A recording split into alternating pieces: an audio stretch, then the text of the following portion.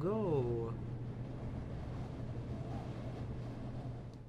We boarded the Reina Cristina, a Spanish Torres Quevedo type airship.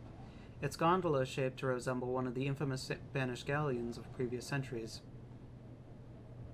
and is richly outfitted, with Philippine hardwood furniture, Fijian silk curtains, and lacquered ornamental automata imported from China.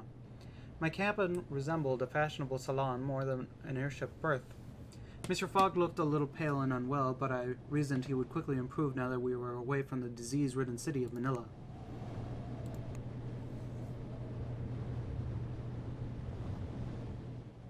Our journey to Acapulco would last a total of 7 days, including a day's stop to refuel in Honolulu. Then we would be almost to the Atlantic and within a short hop of home. The captain asked me of our little journey. I explained we were going around the world as fast as possible. The captain nodded with interest. You should go to Panama if you can.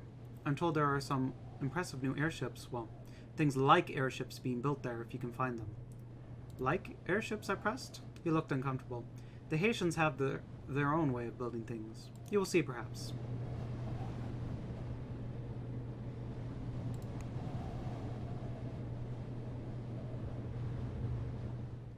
The Filipino crew spoke a mix of Tagalog and Spanish, all mixed with Lascar sailors' cant, which utterly fascinated me, though I did not have the skill to understand it.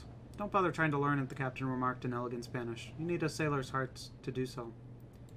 Do you know it? I asked slyly. I am the captain of the ship you are traveling upon, he replied, with a glitter in his dark, thick-lashed eyes. You should hope I have a sailor's heart. I think you do. I could not help give him a smile, which he returned rather rakishly. Truly, he said, I meet the most remarkable people as captain of an airship. Mr. Fogg looked shivering and weak. There was definitely something amiss. Oh, no. He is filled with the cholera. I will brush your mustache until you feel better. A portrait of King Amadeo I hung in one of the relatively unused corridors of the gondola, which I was exploring in the hope of finding a secret or two, and indeed I stumbled across a small room set with a crucifix and an altar. Clearly, someone aboard was literally a closet Christian. Over dinner, the captain told me about Honolulu, where we would stop on the morrow. If I believed his telling, it was a giddy paradise, and I became to ache that we could not be stopping there. Mr. Fogg's condition appeared to be growing worse.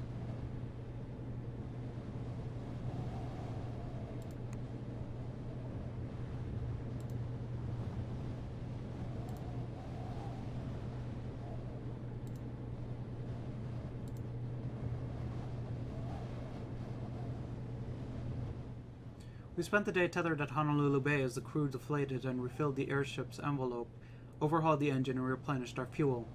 The captain took one look at Mr. Fogg. We cannot take him further. I cannot have sickness aboard my airship. My master is not ill, I insisted, ignoring the fevered pallor. Captain crossed himself and mumbled a prayer. My apologies, Passepartout, but this is where I leave you. I hope your master recovers from whatever ails him. With that, he called the crew to throw our bags down and left us on the beach in Honolulu. Merde.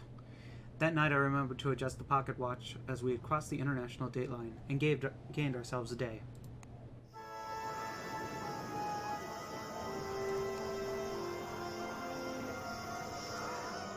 Mr. Fogg cast up his accounts, as the English say, all over a shrub, and then fell into a feverish daze. We were forced to say put. The local doctor says my master has contracted cholera and must rest until he is recovered. Cholera! No doubt our stay in Manila is responsible for this malady. My master cannot seem to keep down a bite of food or a sip of water. He bears it all with uncomplaining silence. But I will not record the details of his suffering here. It is most unpleasant.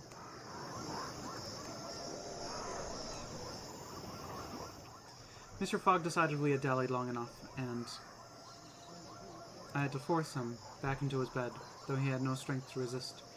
He is as pale as a ghost, and I fear he may soon become one. I spent the morning coaxing my master to drink a sip of water and then another. I am not a child, Passepartout, he said sternly, but then drinks meekly. I believe he is returning to health. Indeed, I see color on his cheeks once more.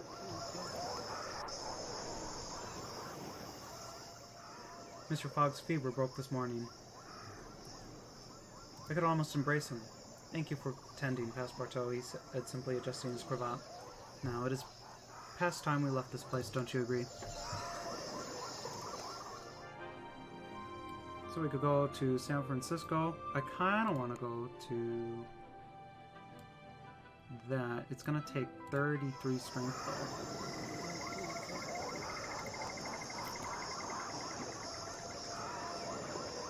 We can sell those. We don't need the Russian timetable or the European timetable, but this one, we'll keep that. Pashmina scarf. We're not going to. I don't think we're going to Colombia.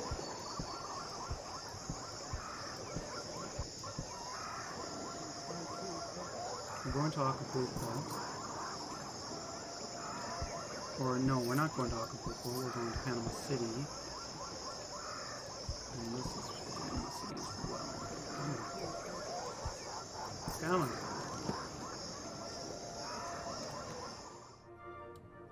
It's $7.50 on the banana boat. 1,600 for 16. Yeah, 1,600. So we'll explore for the day. I struck up a few conversations here and there, hunting for options how we might proceed. Didn't result in anything, so we were at a hotel. We take a room and settled in, and I decided to take drastic measures to aid my master and went in search of a doctor. Called my master's skull, a mild fever, I say, 3 full days. There was no alternative. That's okay. We can take 3 days. We're making very good time. And we can take this.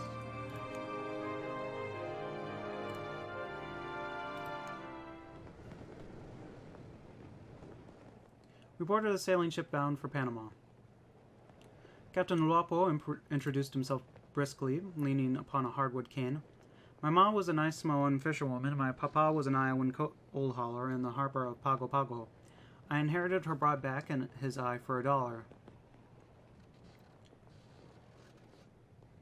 $1? How would 1,000 pounds seem for you? What is it you need? We need this boat to go faster. Captain considered the matter. We could perhaps shave a day of our time. I paid him 2,000, and he clapped me on the shoulder. I will tell my crew to get to work, he declared.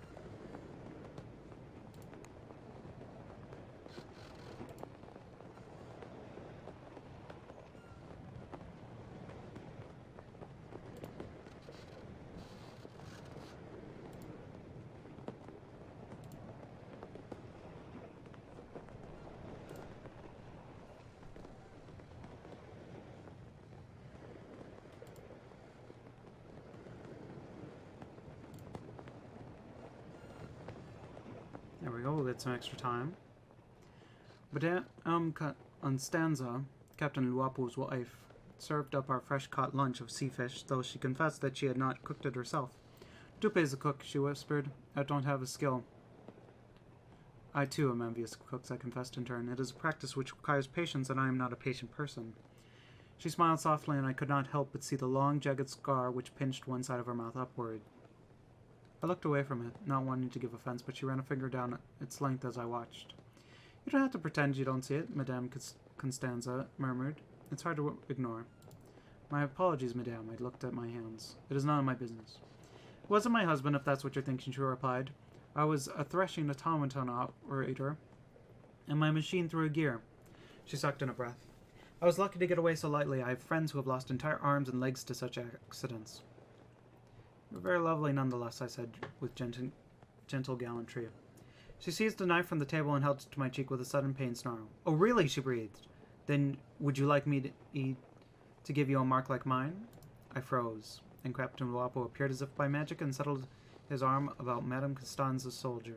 Please, he said in tones that betokened command rather than request, refrain from upsetting my wife. Well,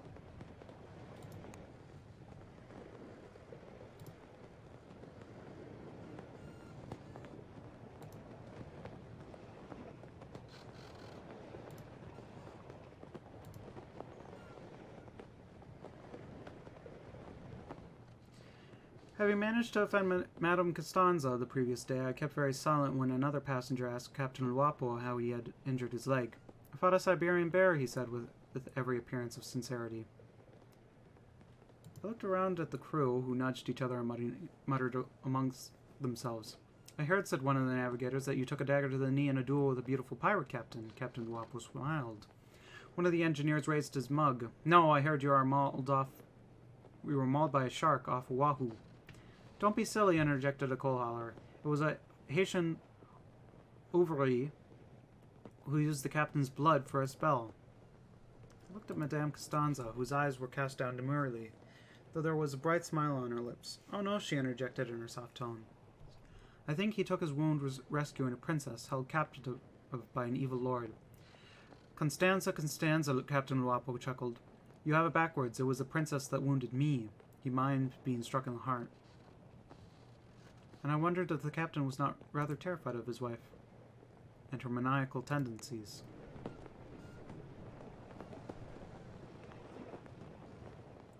Ship made stupendous progress. Madame Costanza knocked on my door in the afternoon. "We are nearing Panama," she said, pulling shyly at her blonde braid. She gathered her things. "You've been a gracious host, madame." She looked rather wrong-footed by my declaration and then nodded once decisively. "Beware of the Haitian autonoma in Panama," she whispered. I nodded once, still wary of her. I disembarked the ship with my master and greeted Panama City.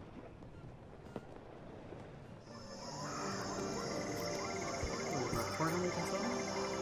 It's not like Freetown. Is Freetown anywhere that we can get from here? Because I don't think that's the case. We'll have to explore in here.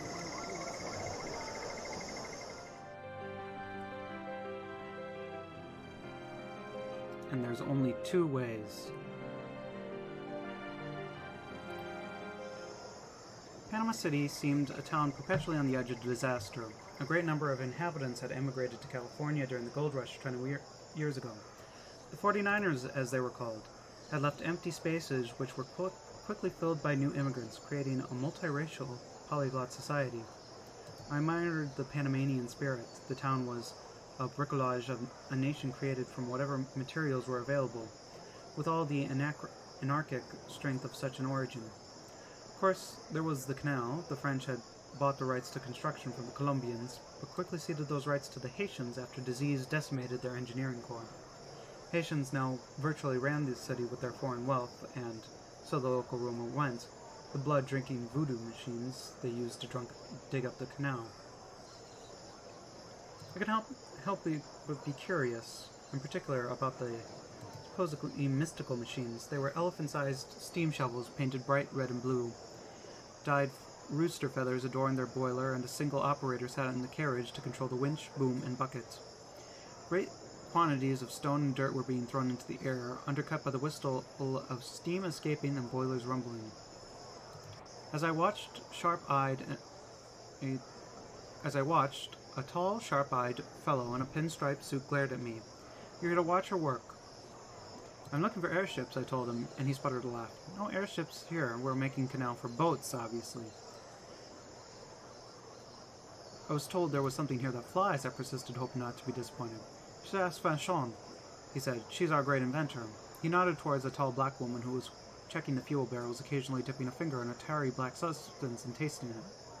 But enough talk, time to dig. I examined the levers closely before selecting the most worn handle and easing it forward. The winch squealed and began to raise the boom with a vibration I could feel in my bones.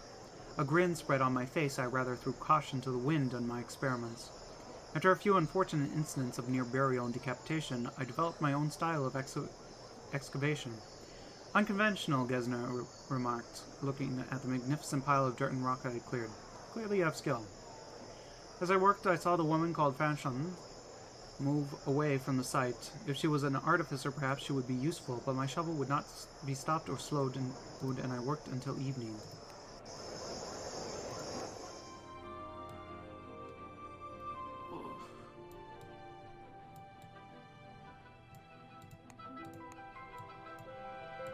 Well, we could go to Acapulco now. which we might as well do.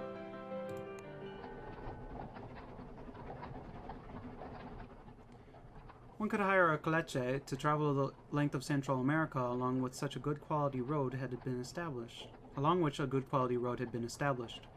There was only one curiosity. There was no driver. The carriage ran itself on a system of wheel cogs and leather straps. What if we encounter an unexpected obstacle, I demanded of my master, or a gap in the road?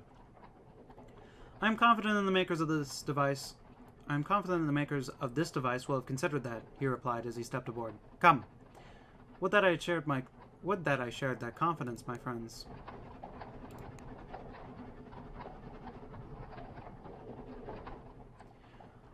On the map, the road to Acapulco seems to trace a hairline route along the curve of Central America. I half expected the coleche to teeter left and right between the Pacific and Atlantic Oceans. In reality, of course, the geography is much more expansive. And so instead we rode through long grasslands and flowed down the sides of mountains. The steering was automatic, another plus since I did not fancy my chances on the hairpins. A gauge installed by the crafty builders of the mechanical horse showed the distance to our destination, as computed by the remaining steam pressure in the engine, which I realized meant that should we be hit by an unexpected delay, we might well run out of oomph before reaching our destination. We rattled along in this contraption, my master and I, for once, absolutely alone.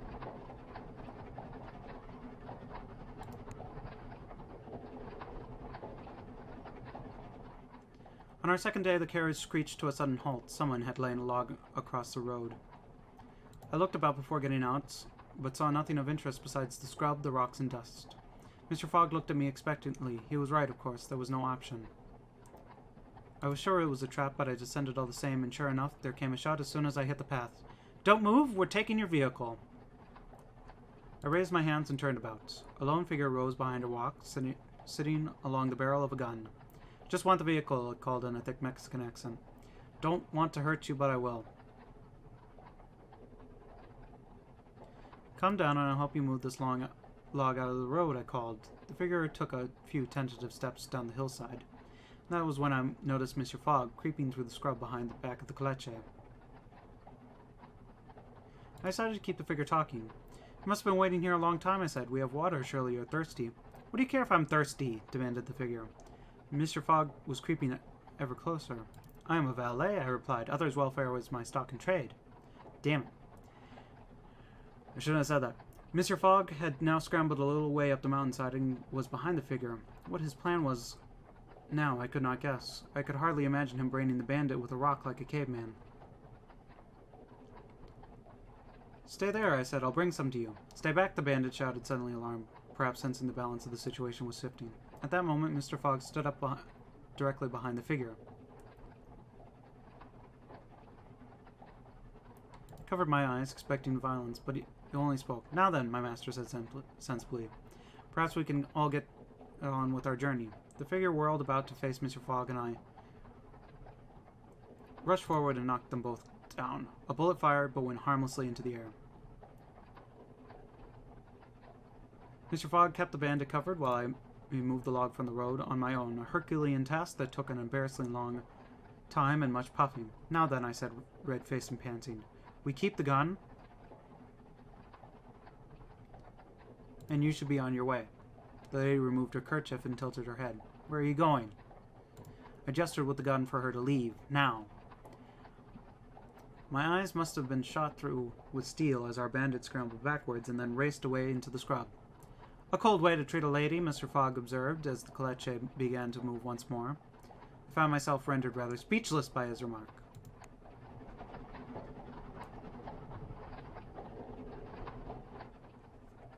We completed our ride into Acapulco in silence, and were grateful to disembark the coleche to stretch our legs.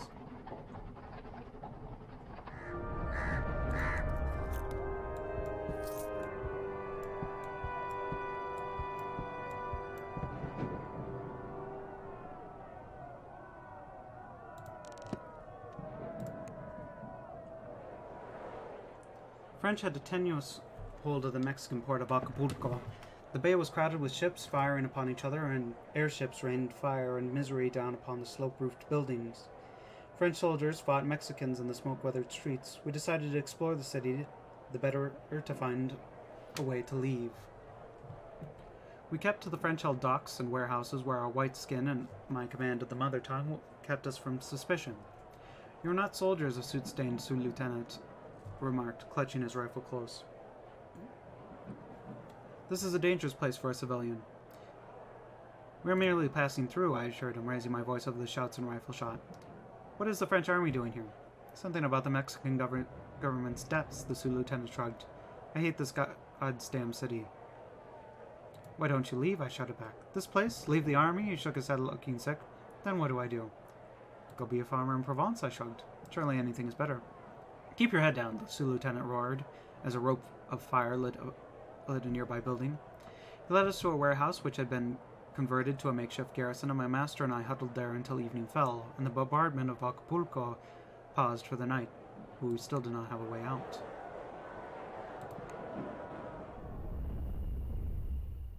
We stayed the night in a villa run by a local woman whose instinct for business had survived even conflict raging in the streets. Another guest arrived, a woman fresh into town. I demanded to know how she made the journey, and she shrugged. "There are automatic carriages that depart from the outskirts and an airship to San Francisco. Surely everyone knows this." Thanks to her profusely. Finally a way out of this hellish battleground. Oh my god.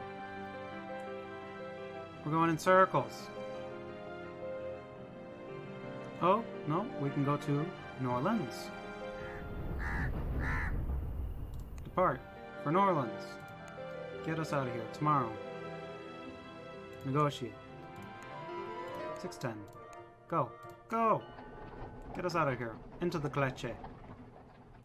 The caleche we found was not automatic, but occupied by one Monsieur Jameson, American missionary, and Madame Amandine Jameson, his white French Creole wife. "I don't know who you fellows are," Jameson cried as he clambered aboard amidst the sound of gunfire, "but get yourselves aboard, won't you?" We did not need to be asked twice.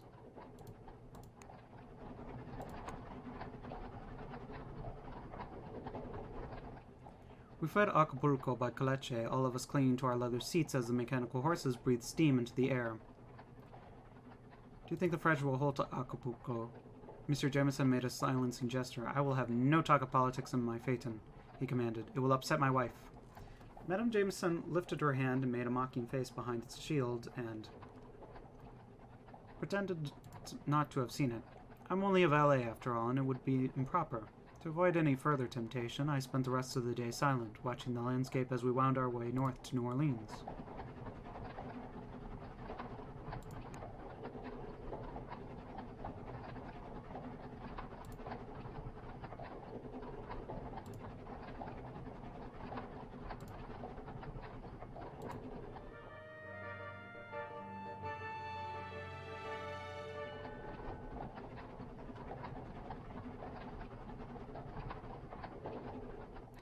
Both Mr. Fogg and Mr. Jameson were sleeping when Madame Jameson reached her hand out to me. I took it automatically, and her fingers tightened about mine and then stroked very deliberately down my wrist. I shivered. I felt her sigh and relaxed into her seat, though her hand was entwined with mine. Her husband snored in his sleep, but she ignored him. "I feel," Madame Amandine said into the air, "very alone sometimes. When you speak, I can imagine that I'm a young girl walking down the Champs-Élysées in Paris without any cares." She said nothing like that, and we stayed like that until our companions awoke many hours later on arrival into Houston, a small town. We stayed aboard, however, not availing ourselves of the rest stop to disembark, and a few minutes later we were on our way once more.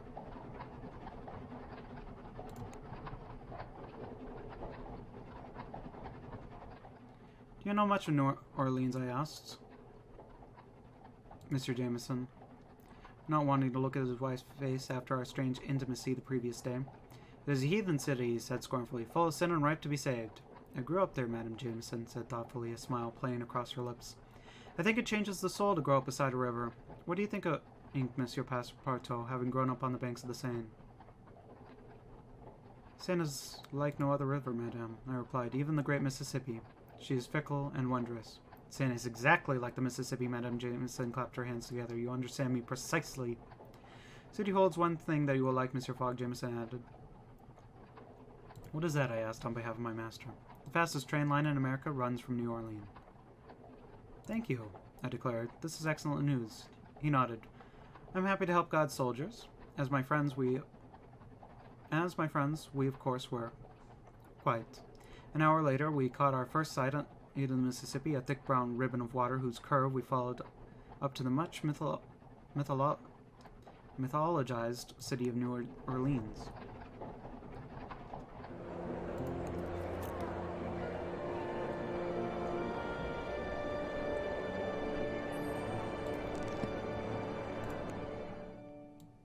Let's see. So we can go to Havana. We can also go to New York. Maybe we should go to Iceland? We'll get the same story on that train, though. So let's go to Havana in 2 days. Negotiate. Tomorrow. Tomorrow it is. We'll explore a bit.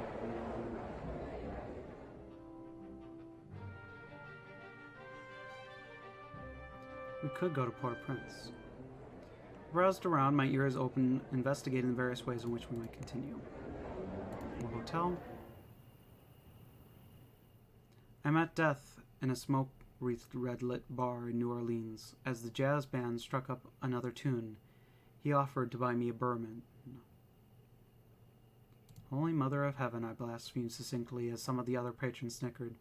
Death pulled off his mask to reveal old handsome cafe au lait features and dark green eyes, and then extended a skeletal hand to me.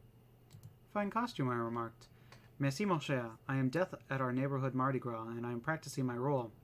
He took my proffered hand and brought the back of it to his lips for a gallant kiss. He flicked me a rather unmistakable look under his dark lashes. I returned his look with one of my own, and he let my fingers slip slowly through his. You must call me Octave, mon cher. I am Passepartout. I dipped my head slightly, an appellation as well as a burden. Then I will choose another for you, he decided with a slanted grin. A special name for you and me tonight. Laurent. You look a bit like Laurent. Laurent and Octave, I agreed with a slow smile. They sound an intriguing pair. Bien sûr. Octave told me he was a free person of color now. I was aghast to realize he had been a slave before the Civil War, and indeed still worked as a servant for the very same family. Such a story is horrible to hear, I told him. I cannot bear it, please. Then your life has been an easy one, eh? He flashed with anger. I joined the 1st Louisiana Native Guards Regiment after New Orleans was captured by the Union. I still wake up some mornings not sure if I'm alive or dead. You are alive, I reassured him, reaching out for his shoulder. Octave wiped the anger from his expression with the ease of long practice and smiled a slow, dazzling smile. You look sad, mon cher. What a fool I am to confess these things to you, when I would much rather see you smile. I smiled at him, to dispel the last of the heaviness in the air. A smile, he exclaimed triumphant. It is a rapturous smile, full of secrets I wish to unravel. Shall I tell you one? I would be honored. I dream every night of Paris. I thought he might comment upon my secret, but he took a moment and then nodded as if tucking it away in his mind. I thank you for your truth, I will remember it. Death, it appeared, was a creature of both delicacy and tact. Alas, the hour had grown late, and we had to part. Octave walked me upriver to the border of the garden district where Monsieur Fogg had taken lodgings amongst the American parvenus. The moon shone down on the Mississippi, and Octave leaned towards me, and we kissed. Right there on the river bank. He tasted of bourbon and dark nights, and I will say no more of it here. Even one such as I must have his secrets. Octave will be one of them. I think of him often when I think of New Orleans.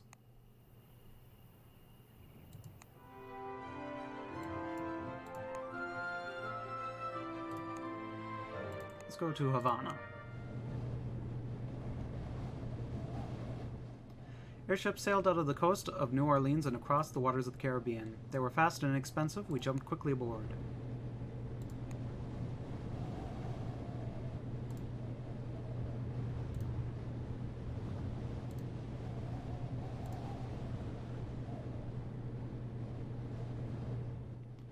Captain Beaumont, a freed man who had lost his leg fighting the Confederacy, told us that the half-day airship journey to Havana was a mere trifle.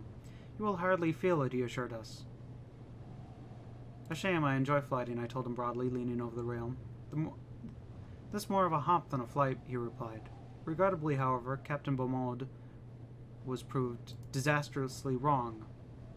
We were taken by pirates barely 200 miles from port, and I was not able to lodge grievance with the good captain because he was swiftly murdered by the boarding party. That escalated. There were 4 of them all, an older woman, a pair of teak-skinned twins, and a small-boned young man, each one bristling with cutlasses, daggers, pistols, and worn leather holders. They were clearly desperate, and acted without pause. The older woman had me and Mr. Fogg bound and brought to her in the navigation room. The bodies of the captain and crew had been dragged and laid out in a row on the deck. I wondered if we would be next. I remember I thought this very calmly, and now I wonder whether I was not in some sort of shock.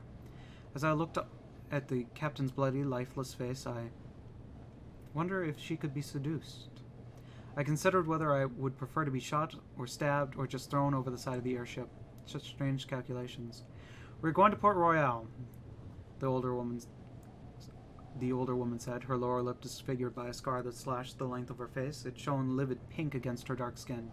The crew is dead, but you, she unsheathed her cutlass and scraped it against the skin of my cheek. You two are white. You will be of use to us. How can we be of use? I asked weakly. The rasp of steel so near my throat, causing my heart to thud heavily in my chest. We are simply travelers. So tractable. That is good. She seized her cutlass. Perhaps you will live through this after all. One of the twins whispered something to her, and she stalked away, her face darkening. I called after her, but she did not turn.